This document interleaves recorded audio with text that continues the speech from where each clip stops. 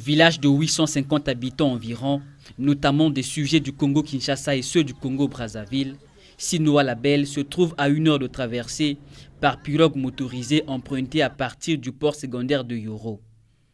La population de ce village insulaire vit essentiellement de la pêche artisanale et de l'agriculture traditionnelle dominée par la culture du manioc. Deux activités dont les produits servent à la fois à la consommation et à la commercialisation, même si elles ne sont plus fructueuses.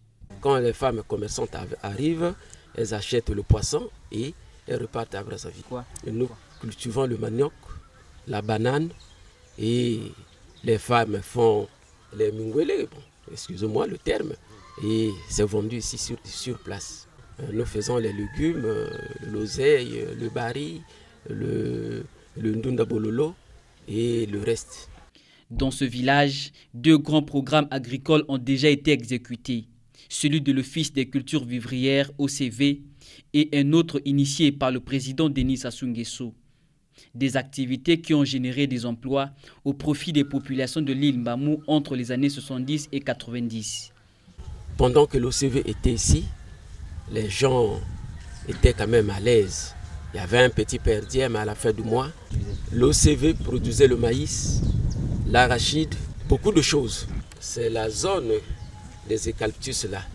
Là, c'est déjà occupé par le chef de l'État. Il faisait la tomate, les aubergines et tout. Pour le chef du village Sinoa la Belle, la relance de ce genre d'activité reste l'une des grandes attentes de ce peuple.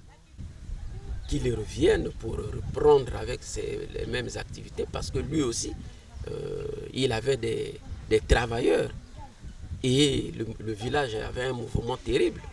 Aujourd'hui, en dehors de ces bâtiments scolaires, le quotidien des habitants de ce village est confronté aux problèmes d'infrastructures sociales. Nous n'avons pas de marché, nous avons une école primaire,